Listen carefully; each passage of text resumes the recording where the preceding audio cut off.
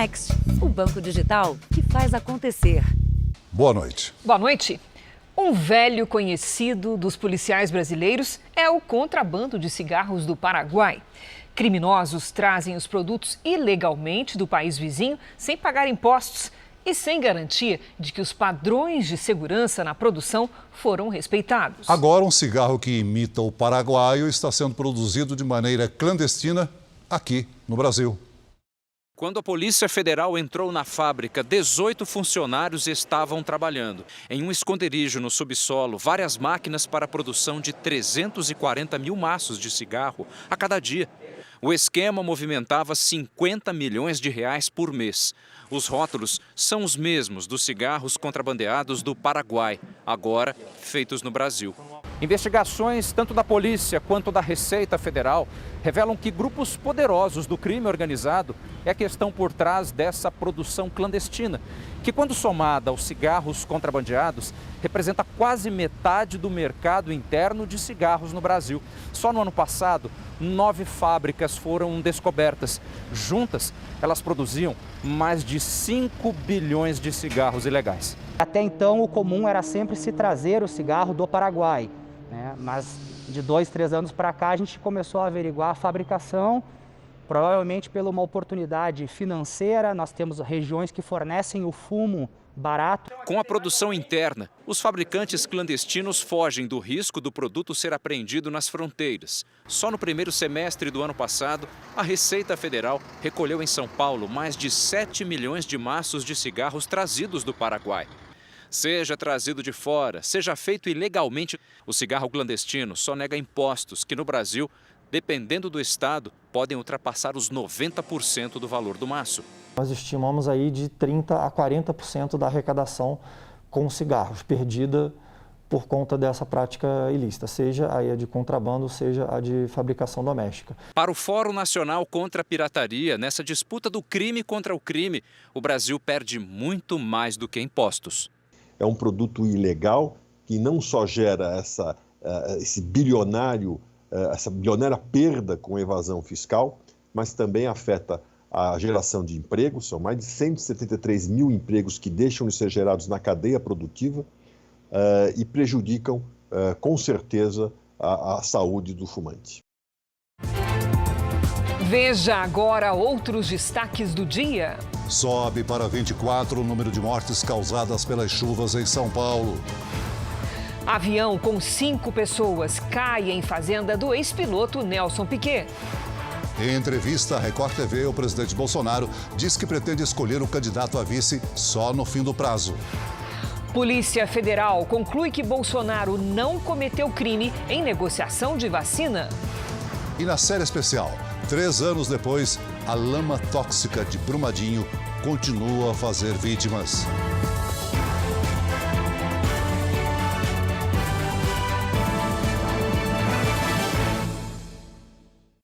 Oferecimento Bradesco. Abra sua conta grátis pelo app.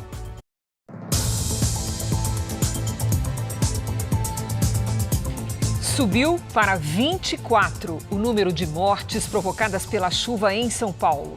8 crianças estão entre as vítimas. Segundo a Defesa Civil, em algumas regiões ainda é alto o risco de deslizamentos por causa da umidade do solo. Mais de 1.500 famílias estão desabrigadas ou desalojadas. O terror da mulher que testemunhou tudo ficou registrado. Era domingo de manhã, em Franco da Rocha, na região metropolitana de São Paulo. Muita gente ainda estava dormindo. Moradores dizem que construções e árvores desceram em 2 ondas. Uma delas engoliu carros que estavam no topo do morro. Lá em cima trabalham os bombeiros, mas para baixo os moradores, de forma voluntária, estão trabalhando, tentando encontrar os corpos de um casal e uma criança de 2 anos de idade. Mas os vizinhos já identificaram ao menos outros 6 desaparecidos. Tem uma moça, um casal que está grávida de 4 meses. Tio Zeca está sumido, tem uns 2 netinhos dele gêmeos estão sumidos. Tem bastante gente, moço. No centro de Franco da Rocha, o caos. A prefeitura declarou emergência. A Companhia de Saneamento de São Paulo, Sabesp, declarou alerta na represa Paiva Castro, que fica acima da cidade e está com capacidade superior a 80%. As comportas instaladas nas ruas de comércio, onde as enchentes são frequentes, desta vez não evitaram o prejuízo. Na avenida principal, um caminhão que fugia da enchente provocou uma grande onda e a água subiu em diversas lojas. Ela estourou a porta de todos os comércios, a porta da minha loja caiu, derrubou tudo que estava lá dentro, eu perdi tudo, ficou só as paredes na minha loja. As fortes chuvas atingiram 27 cidades. 7 estão em estado de emergência. O governo do estado anunciou ajuda de 15 milhões de reais e pediu outros 471 ao governo federal para auxiliar os municípios atingidos. Até o fim da tarde, a Defesa Civil contabilizava 24 mortes, sendo 8 de crianças. A Defesa Civil de Franco da Rocha, na Grande São Paulo, confirmou agora à tarde que 8 pessoas morreram no município. Os bombeiros seguem em busca de desaparecidos. A terra úmida ameaça deslizar de novo a qualquer momento. 24 horas depois, a esperança de resgatar alguém com vida diminui, mas ainda alimenta a vontade de encontrar os desaparecidos. Gilberto ajuda nas buscas e viu os corpos de alguns amigos serem retirados da lama. O professor de boxe está aqui, nós achou o corpo. Uma moça já saiu óbito também, que não tem identidade ainda. A Águida, o Anderson, o Vinícius. Os moradores da comunidade Parque Paulista estão ajudando os bombeiros e os homens da Defesa Civil a retirar a quantidade de terra que desmoronou no morro. Vários trechos de várias partes do morro aqui da comunidade despencaram durante o temporal. É só a gente andar aqui pela rua para ver que, olha só, aqui uma parte gigante do morro caiu, interditou parte da via, a gente tem que sair da rua para poder continuar a caminhada. E aqui os homens da Defesa Civil continuam um trabalho de buscas. Encontra muita dificuldade, principalmente com as pessoas de idade, que não querem deixar seu lar, né? Que tem muito carinho, muito afeto pelo lar. A gente está chegando aqui na área mais atingida pelo temporal, onde houve o maior deslizamento de terra na comunidade. Vários moradores, homens da Defesa Civil e do Corpo de Bombeiros continuam o trabalho de buscas na região do deslizamento. Sidney saiu cansado de tanto carregar baldes de lama e entulho. Solidariedade. E dá muita tristeza, né, cara? Pelo menos 15 casas foram atingidas por deslizamentos na comunidade.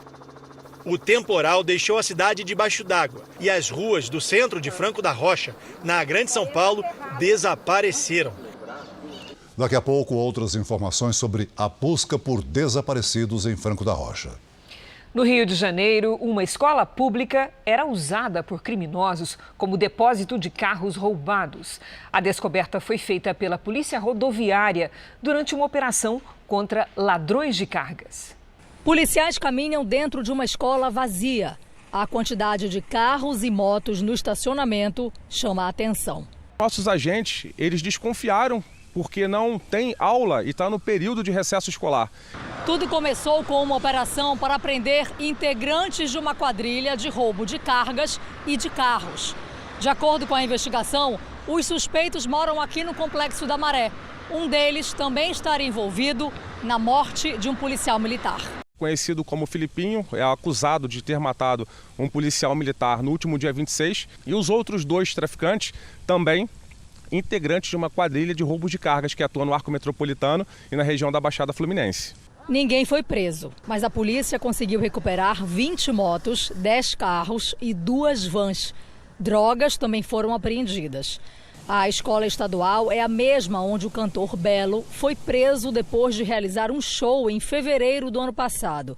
O evento não tinha autorização e violou restrições impostas pela pandemia. A Secretaria Estadual de Educação do Rio instaurou uma sindicância para apurar como os veículos foram parar dentro do colégio. A direção da unidade também foi convocada a prestar esclarecimentos. A variante Ômicron do coronavírus coloca à prova a capacidade de atendimento dos hospitais em diferentes regiões do país. Em Minas, profissionais de saúde reclamam da pressão e das más condições do ambiente de trabalho. As portas abertas numa área que deveria ser de acesso restrito denunciam a situação do bloco cirúrgico no principal pronto-socorro da capital mineira. Sala 2 do bloco cirúrgico, temperatura 29 graus. E neste hospital público que só atende crianças, o escorpião na parede assustou quem passava no corredor. Ele é enorme, você viu o tamanho da garra desse bicho? A cena foi gravada por servidores do principal hospital infantil de Minas Gerais. A fundação que administra a unidade explicou que a dedetização do ambiente é feita toda semana e que foi um caso isolado. Só que a associação que representa os servidores da saúde diz que o problema é frequente. O escorpião lá num setor, inclusive, que tinha pacientes, né, que tem crianças no berço, né? Isso tem sido comum, mas a gente não vê tomando nenhuma medida com o objetivo de sanar esse problema. Com o aumento das internações por Covid, muitos pacientes esperam nos corredores, como mostram as imagens no Hospital Regional de Barbacena, zona da Mata Mineira. A fila não anda porque a enfermaria está lotada e são apenas 2 técnicos de enfermagem para cada grupo de 25 pacientes. Em Minas, as enfermarias estão mais cheias que as UTIs, o contrário do que acontece no Ceará. Já em São Paulo, a situação está equilibrada. Em protesto contra a sobrecarga de trabalho, servidores da saúde fizeram um apitaço em Contagem, região metropolitana de Belo Horizonte. Nós cuidamos da saúde de todos, mas nós não sabemos quem vai cuidar de nós. A Fundação Hospitalar de Minas Gerais disse que o ar-condicionado no bloco cirúrgico do pronto-socorro está em manutenção. E sobre o Hospital Dr. José Américo, em Barbacena, justificou que as filas são grandes porque ali são feitos muitos exames, como raio-x, ultrassonografia, tomografia e endoscopia, mas que novos editais para contratações estão em andamento.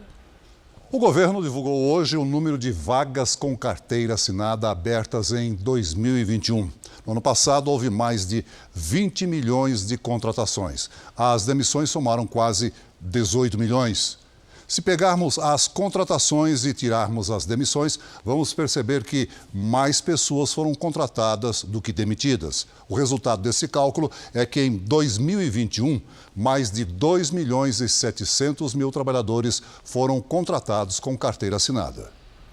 A polícia britânica investiga 12 momentos em que o ministro Boris Johnson, o primeiro-ministro, pode ter violado as restrições contra o coronavírus. Foram reuniões ou festas que aconteceram na sede de governo e até no apartamento do governante. Um pedido de desculpas. Firstly, I want to say sorry.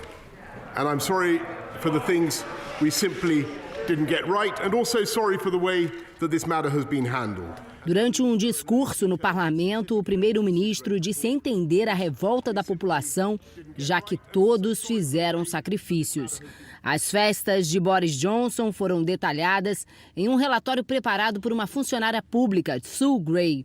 Ela trabalha no gabinete do governo britânico, departamento que tem a função de auxiliar o primeiro-ministro e acompanhar as ações do governo. A parte revelada do relatório descreve 4 eventos entre 2020 e 2021. Outros 12 encontros não foram tornados públicos, porque são alvo de investigação policial. Segundo o documento, as festas desrespeitam as regras de isolamento impostas pelo próprio governo e ainda tiveram uso excessivo de álcool. As supostas comemorações durante o confinamento têm gerado revolta entre os britânicos e desencadearam uma crise no governo. Alguns parlamentares pediram a renúncia de Boris Johnson, mas o primeiro-ministro disse que não tem intenção de deixar o cargo. O Reino Unido foi um dos países mais afetados pela pandemia, com mais de 150 mil mortes. Veja a seguir, avião de pequeno porte cai com 5 pessoas a bordo numa fazenda do ex-piloto Nelson Piquet, em Brasília. E na série especial, 3 anos do rompimento da barragem em Brumadinho, você vai ver que moradores ainda sofrem com a lama contaminada pela tragédia.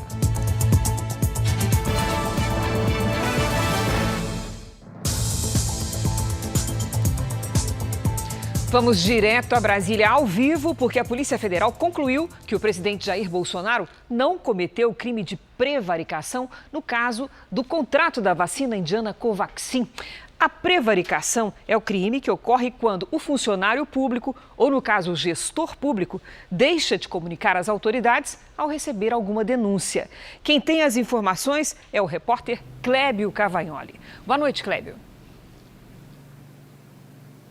Oi, Cris, boa noite a você, ao Celso e a todos. No relatório enviado ao Supremo Tribunal Federal, a Polícia Federal entende que a lei não exige de um presidente comunicar eventuais irregularidades aos órgãos de controle.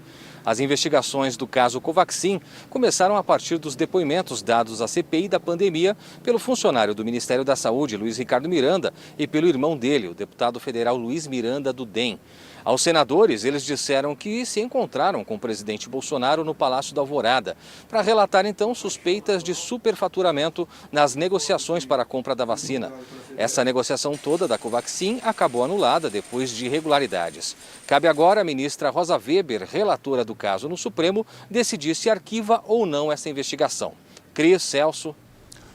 Obrigado, Clébio. A Agência Nacional de Telecomunicações autorizou a venda da rede de telefonia móvel da Oi para o consórcio formado pelas empresas Claro, Vivo e TIM. O negócio foi anunciado há mais de um ano por 16 bilhões e meio de reais. Para que seja concluído, ainda falta a aprovação do CAD, que é o Conselho Administrativo de Defesa Econômica, o órgão responsável por garantir a livre concorrência entre as empresas. O Banco Central anunciou a devolução de 8 bilhões de reais simplesmente esquecidos em contas bancárias. Mas pode haver mais dinheiro ainda esperando para ser resgatado. É o assunto de hoje da Patrícia Lages. Boa noite, Patrícia. Como é que a gente pode ter esquecido essa bolada toda, amiga? Pois é, precisa achar, né, Cris? Boa noite para você, para o Celso. Boa noite para você aí de casa. O que acontece é que alguns direitos e benefícios precisam ser solicitados, mas aí muita gente se esquece. Veja se esse é o seu caso. O sistema de valores a receber do Banco Central vai liberar os saldos esquecidos em contas bancárias já encerradas, as sobras de participantes de cooperativas e consórcios e também taxas cobradas indevidamente. O grande número de acessos derrubou o site na semana passada e o serviço de consultas deve voltar a partir de 14 de fevereiro. Agora, quem trabalhou de carteira assinada entre 1971 e 4 de outubro de 88 pode ter valores a receber das cotas do PIS/PASEP. Até dezembro do ano passado, mais de 10 milhões de pessoas não retiraram o dinheiro. A consulta pode ser feita pelos sites do FGTS e da Caixa e também nas agências da Caixa comparecendo com um documento com foto. Agora, outro dinheiro que é esquecido na conta é o do abono salarial do PIS/PASEP, não é, Patrícia? Quem não retirou no ano passado, o que tem que fazer agora? Dá ainda para retirar, Cris. Olha, o valor vai poder ser sacado de acordo com o calendário deste ano aqui. O abono do PIS estará disponível entre 8 de fevereiro até 31 de março e o do PASEP entre 15 de fevereiro e 24 de março. Outro dinheiro esquecido é o do auxílio creche. Depois dos 120 dias de licença maternidade, é possível receber o benefício por mais 2 meses. A consulta deve ser feita no Departamento de Recursos Humanos da empresa. E quem sofreu um acidente de trânsito tem direito ao DPVAT, o seguro obrigatório. Os valores variam entre R$ 2.700 e R$ 13.500. O pedido deve ser feito até 30 dias depois do acidente, mas quem perder o prazo pode solicitar nos postos autorizados ou pelo telefone 0800 022 1204. Em caso de morte, herdeiros e familiares podem fazer a solicitação. Cris. Olha que tudo junto e somado deve dar um bom dinheirinho. Tomara, né, Cris? Obrigada, Patrícia. Veja a seguir, em entrevista exclusiva à Record TV, presidente Bolsonaro afirma que vai escolher o vice para a chapa na eleição desse ano. E também na série especial, pessoas que ainda sofrem as consequências 3 anos após o rompimento da barragem de Brumadinho.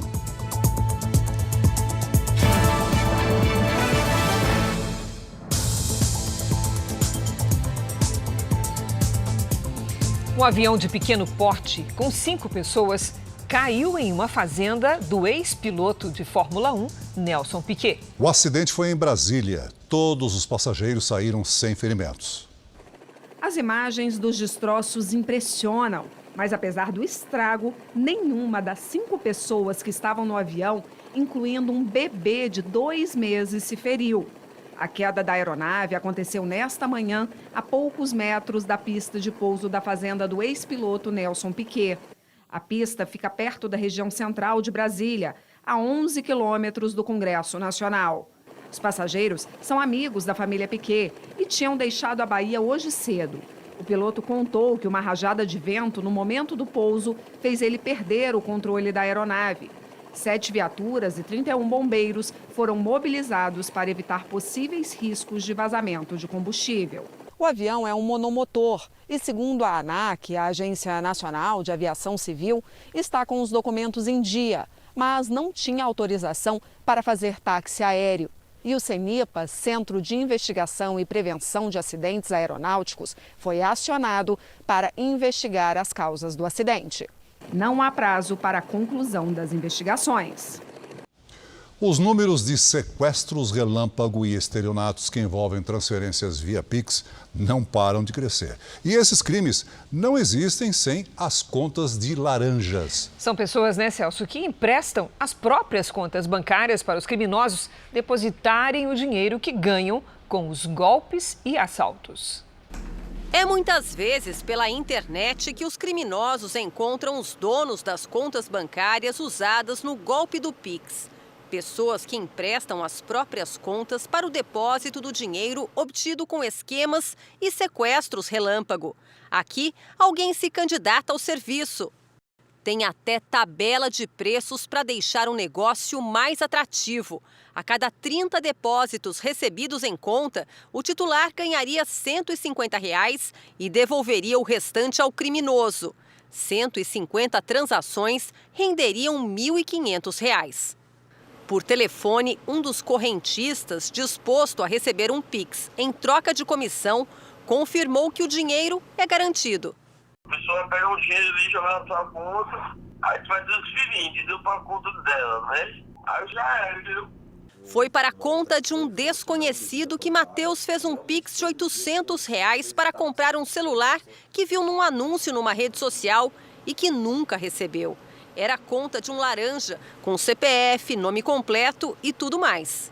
Na hora que eu fiz o depósito de R$ 800, assim, foi coisa de 10 minutos, foto sumiu, status sumiu, tudo sumiu. Aí eu comecei a entrar em desespero.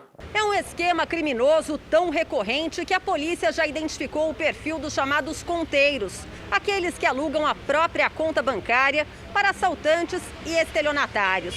São geralmente jovens desempregados, dispostos a receber, em média, 10% da quantia transferida via Pix. O acordo é sacar o restante do valor e entregar aos criminosos em dinheiro vivo.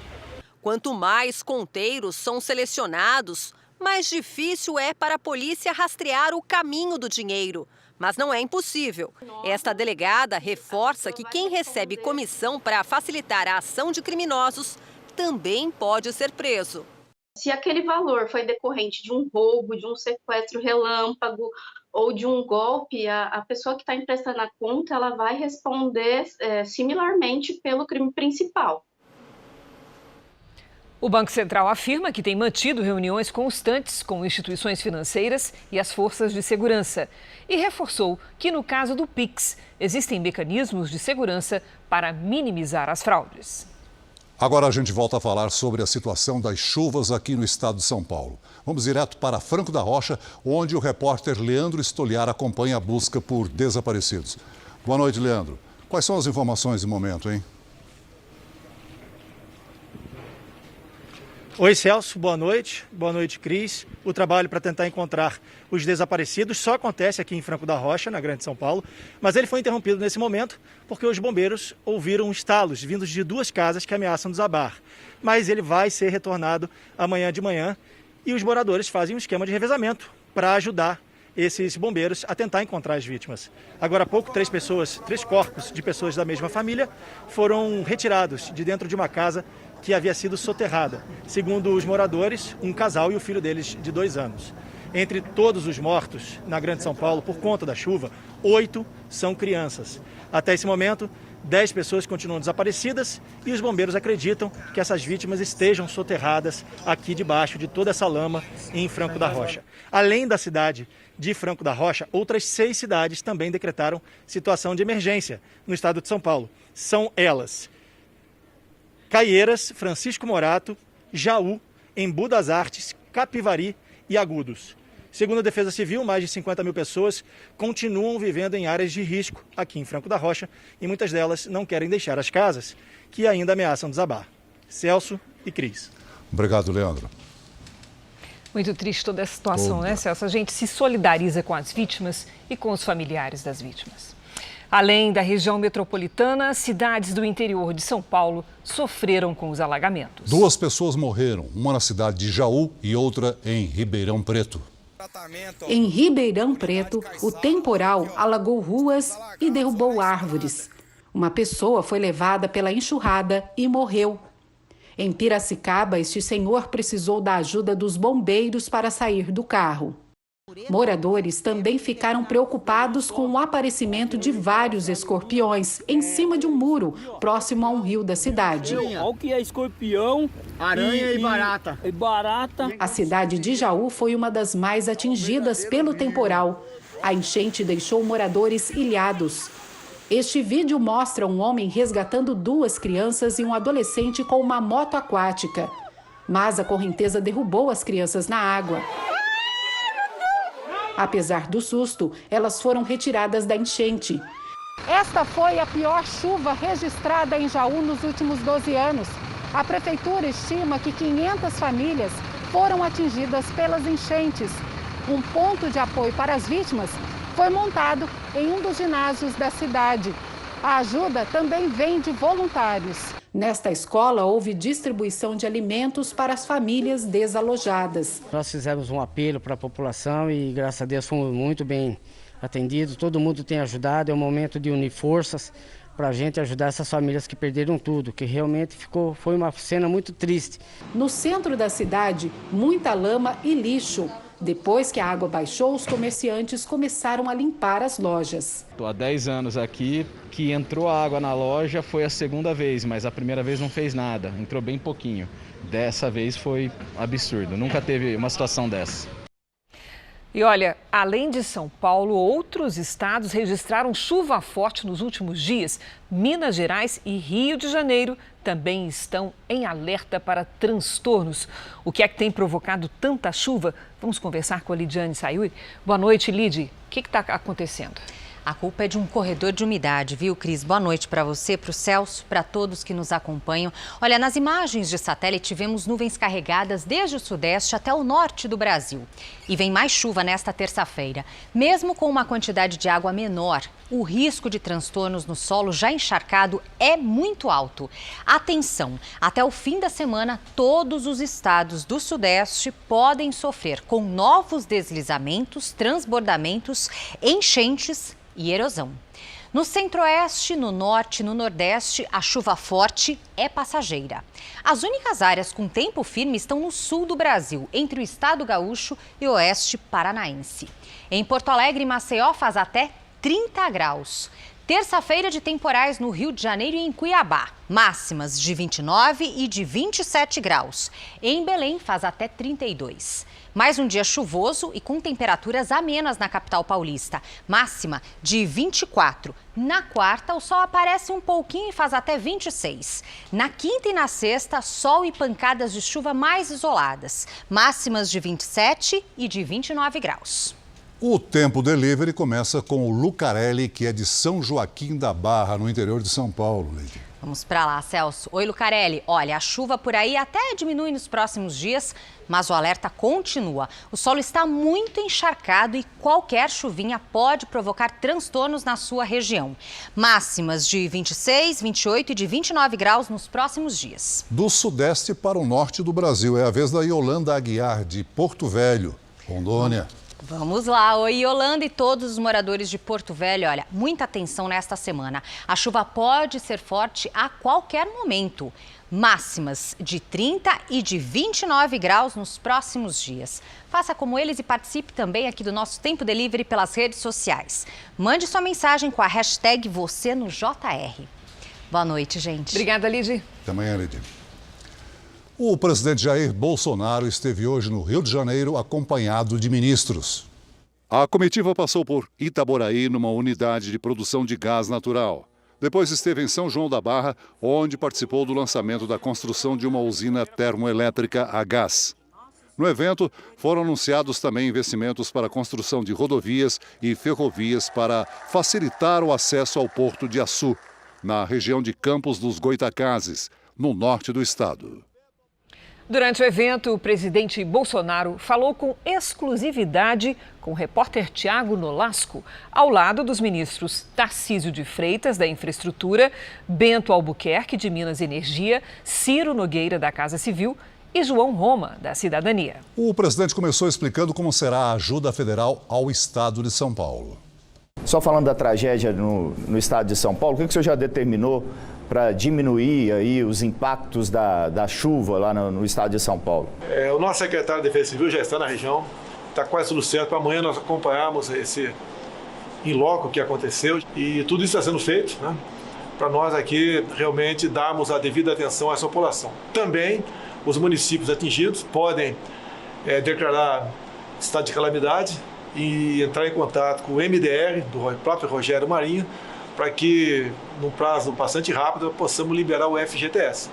Temos recursos também para essa emergência, que estão sendo levantados, a profundidade e a extensão do que aconteceu, para nós colaborarmos com os nossos irmãos de São Paulo. Presidente, vamos falar um pouquinho de eleições.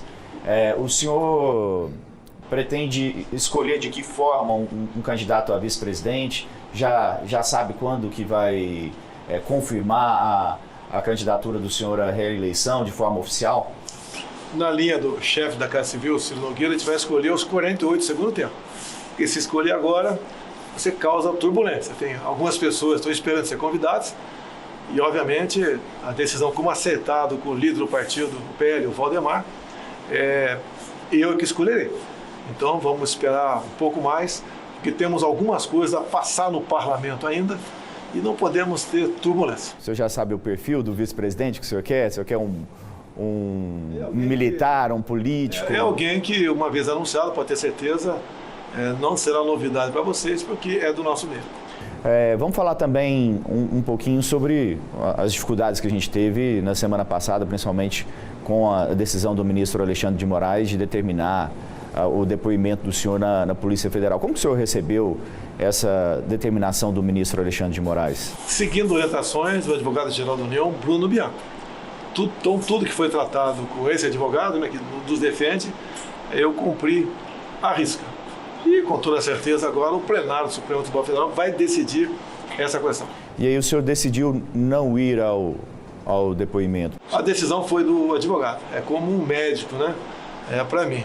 Eu sigo essas orientações, porque afinal de contas, melhor do que discutir, com todo respeito a vocês na mídia, tem que discutir nos autos. O que eu posso dizer para vocês é que aquele inquérito feito pela Polícia Federal, né, a pedido do TSE no passado, sempre foi ostensivo, não tinha grau de sigilo nenhum. Ele passou a ser sigiloso depois da minha live. Bom, vamos mudar um pouquinho de assunto, falar sobre a viagem para a Rússia e também para a Hungria. O que o senhor pretende nessa viagem? Quais são os objetivos dela na conversa lá com Vladimir Putin? Eu fui convidado pelo governo russo, Vladimir Putin, aceitei.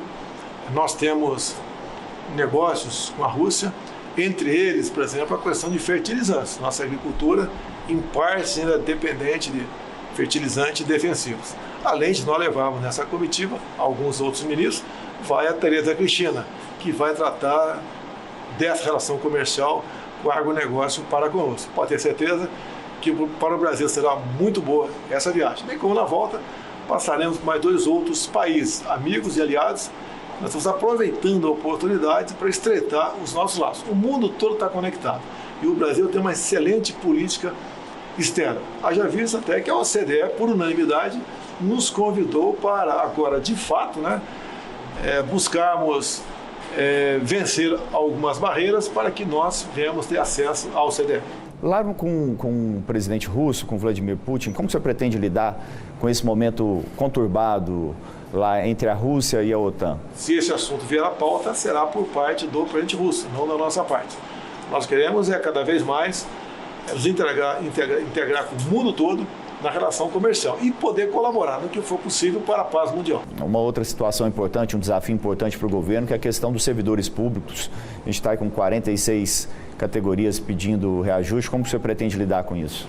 Olha, deixo bem claro que em 2020, quando tivemos no mundo o conhecimento da Covid-19, o ex-presidente da Câmara queria um corte de 25% no salário de todos os servidores federais, estaduais e municipais. Da nossa parte, nós achamos que congelando por 2 anos seria o suficiente. Foi menos traumática a nossa proposta. Agora, os informais foram para a lona, mais de 38 milhões de pessoas. O pessoal do CLT, muitos tiveram que negociar com o patrão, com a ajuda do governo, obviamente, com 2 programas, conhecido como BEM e PRONAMP, para que ele não perdesse o seu emprego. Reconhecemos o valor de todos os servidores públicos, federais, no caso, já que sou presidente da República. Mas eu peço a eles que, por favor, entendam a situação que o Brasil ainda atravessa. Muitos perderam empregos, muitos tiveram seus salários reduzidos. Os servidores não tiveram por ação do governo federal, porque, eu repito, lá o ex-presidente da Câmara queria um corte de 25% de todo mundo. Pode ter certeza, tendo em vista que nós devemos ter uma excelente arrecadação no corrente ano, por ocasião da feitura do orçamento para 23, nós vamos atender com um percentual bastante razoável todos os servidores públicos do Brasil. A íntegra da entrevista do presidente Jair Bolsonaro você pode conferir no r7.com. As contas públicas terminaram 2021 no azul. Isso quer dizer que o governo federal e os estados e as prefeituras arrecadaram mais recursos do que gastaram. É a primeira vez que isso acontece em 8 anos. Então vamos aos números. O superávit, isto é, o saldo positivo, foi de 64 bilhões e 700 milhões de reais. No ano de 2020, quando houve muitas despesas não planejadas com a pandemia, o déficit, ou seja, o saldo negativo, foi de quase 703 bilhões de reais. O desemprego preocupa boa parte dos brasileiros, mas em muitas cidades do sul do país isso não é um problema grave. Em Santa Catarina até sobram vagas em algumas cidades. De jovem aprendiz a assistente administrativa do setor de ferramentaria. Bruna foi efetivada em dezembro nesta fábrica de pregos e parafusos. Eu sempre tinha vagas assim, mas tinha que esperar um certo período, de experiência. Quando acabou meu contrato em dezembro, já abriu uma oportunidade.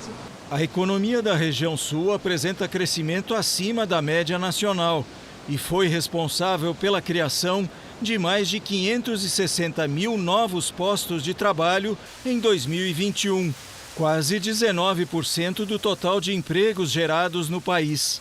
Em Santa Catarina, Joinville foi a cidade que mais gerou oportunidades de trabalho formal. Solange não teve dificuldades quando decidiu trocar de emprego. Sim, é muito fácil. Trabalha, quem quiser consegue emprego. Segundo dados do IBGE, Santa Catarina mantém os menores índices de desemprego do país desde 2012. É a menor taxa de desocupação, 5,3%, bem abaixo da média nacional de 12,6%. De 6 a 8 mil oportunidades de trabalho são oferecidas no estado a cada semana. Em muitas cidades, sempre tem vagas abertas, mas elas exigem qualificação. Nós atingimos níveis de emprego e de desempenho pré-pandemia bem antes do que os outros estados. Essas vagas são sempre para profissionais mais qualificados. Então é fundamental que o candidato tenha um mínimo de qualificação para atender essa forte oferta de empregos. Um curso técnico em metalurgia oferecido pela própria empresa foi o que garantiu uma promoção para o Wellington. Assim que eu recebi essa promoção e pude ganhar um pouco melhor, eu resolvi já fazer o investimento do meu aumento de salário numa formação. Para este economista, o crescimento do nível de emprego é consequência da diversificação dos setores no Estado. O Estado ele desenvolveu diferentes atividades econômicas em diferentes regiões, né, respeitando as características delas. Eles são afetados de forma diferente, em velocidades menores, e aí a retomada ela é muito mais rápida, né, nesse sentido. Um grupo de cientistas identificou uma proteína que pode estar relacionada ao envelhecimento e pode ser uma arma contra o mal de Alzheimer. A pesquisa foi coordenada por neurocientistas da Universidade Federal do Rio de Janeiro e da Universidade de São Paulo. O estudo foi publicado hoje numa revista internacional de divulgação científica. A descoberta pode ajudar a entender como o cérebro perde as funções com o passar do tempo. O estudo também pode servir de base para desenvolver tratamentos que tornem as células mais jovens. Assim, seria possível evitar demências e o mal de Alzheimer, por exemplo. Os Estados Unidos e a Rússia trocaram acusações em uma reunião do Conselho de Segurança da ONU sobre a crise na Ucrânia. Foi uma reunião de 2 horas realizada a pedido dos Estados Unidos. A embaixadora americana na ONU, Linda Greenfield, disse que a crise na Ucrânia é urgente e perigosa. Ela defendeu o diálogo, mas afirmou que os Estados Unidos e os aliados vão agir de forma decisiva e rápida caso a Rússia decida invadir a Ucrânia. O embaixador ucraniano na ONU, Sergei Kyslytsya, disse que 130 mil soldados russos estão na fronteira com a Ucrânia e questionou por que eles estão lá se a Rússia nega que tem a intenção de atacar o país. Já o embaixador russo, Vassily Nebenzia, disse que não há provas de ações militares até agora e alegou que os países do Ocidente criaram tensões e histeria. Mais cedo, o Reino Unido anunciou que prepara duras sanções contra pessoas e empresas ligadas ao governo russo, caso o Kremlin decida pela invasão. O governo americano pretende conversar com Moscou amanhã. O secretário de Estado americano, Antony Blinken, deve falar por telefone com o ministro das Relações Exteriores da Rússia, Sergei Lavrov. Será a primeira conversa entre os dois principais diplomatas desde a última quarta-feira, quando o governo dos Estados Unidos recusou o principal pedido da Rússia. Moscou queria que a Ucrânia fosse barrada da OTAN, a Organização do Tratado do Atlântico Norte, uma aliança militar entre cerca de 30 países do Ocidente. O presidente da Conferência Episcopal da Igreja Católica da Alemanha, Georg Batzin, disse numa entrevista, num programa de televisão, que o Papa Emérito Bento XVI deveria se desculpar sobre os casos de pedofilia. Segundo o bispo, o esperado era que Josef Ratzinger dissesse: "Eu assumo a culpa, eu cometi um erro e peço perdão às vítimas." Segundo o relatório da Igreja, o Papa Emérito Bento XVI foi omisso em relação a 4 denúncias de pedofilia quando era arcebispo de Munique, na Alemanha. Na semana passada, o Papa Emérito admitiu que, pela primeira vez, ter participado de uma reunião para tratar dos casos, o que ele sempre havia negado. Vamos ao futebol, Celso? Vamos lá. O atacante Marinho foi apresentado hoje no Flamengo e deve reforçar o time do Campeonato Carioca. Em São Paulo, a rodada foi marcada por lances duvidosos. 2 lances de bola na mão. 2 pênaltis polêmicos. Um deles no jogo entre São Paulo e Ituano, marcado sem a interferência do árbitro de vídeo. Para sorte do São Paulo, o goleiro Jandrei, novidade entre os titulares, garantiu o empate e salvou o time daquela que poderia ser a segunda derrota seguida. Gerson Jandrei, espetacular! No ABC Paulista, a bola bateu no braço de Carlão, zagueiro do Santo André. Inicialmente, o árbitro Matheus Delgado mandou o lance seguir. Mas depois de ser alertado pelo VAR, mudou de ideia. Segundo o comentarista de arbitragem da Record TV, o árbitro de vídeo não deveria interferir em lances de interpretação. Ao interferir no lance de interpretação, acaba induzindo o árbitro de campo a mudar a sua decisão e marcar uma penalidade máxima inexistente. Na cobrança do pênalti, o veterano Fábio Santos fez o único gol da partida. Polêmica à parte, contra o Santo André, o Corinthians conquistou a primeira vitória nesse Paulistão. O time comandado pelo técnico Silvinho entra em campo novamente na quarta-feira, no clássico diante do Santos. A postura é de veterano, mas Matheus Nascimento tem apenas 17 anos. Em 2022, ele já garantiu lugar no time titular nos 2 primeiros jogos do Cariocão. E ainda foi eleito craque da partida na vitória do Botafogo contra o Bangu. Pô, fiquei muito feliz mesmo, eu não esperava. Ainda saí ovacionado pela torcida. Mesmo tão jovem, Matheus Nascimento já tem um papel importante no vestiário do Botafogo. Ele é o responsável por receber os meninos da base que estão chegando ao time principal nessa temporada. E tenta deixar os amigos à vontade por aqui, para se adaptarem rapidamente a essa transição. É normal ficar nervoso, mas tem que manter a tranquilidade. Falo para eles ficarem tranquilos, jogarem soltos, que vai dar tudo certo. Com a vitória, o Botafogo terminou a rodada em segundo lugar na tabela. O líder é o Vasco, que empatou com o Boa Vista. Na terceira posição está o Flamengo, que apresentou hoje o primeiro reforço da temporada, o experiente atacante Marinho. Mais um craque cheio de vontade, que quer fazer história no futebol carioca. 3 anos se passaram desde o rompimento da barragem em Brumadinho. Para quem sofreu com a destruição e não está entre os 270 mortos, é como se o tempo tivesse parado. As dificuldades permanecem e pouca coisa mudou. Na série especial, você vai ver como a lama tóxica segue fazendo novas vítimas nas cidades mineiras.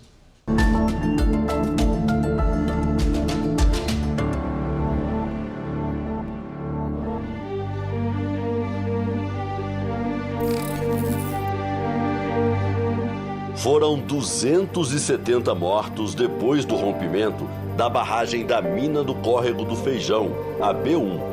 Mas a tragédia poderia ter sido muito maior. Essa barragem 6, ela fica exatamente aonde? Ela está do lado, ela existe do lado da que rompeu. A gravação obtida com exclusividade é de um funcionário da Vale, já aposentado, conversando com os bombeiros. 24 horas depois do rompimento da barragem B1, a vizinha B6 também deu sinais de desmoronamento. Deu um alerta aqui, né? Foi até a pessoa já está orientada. A gente está aqui em cima, aqui para dentro, né? E lá tem o controle lá fora.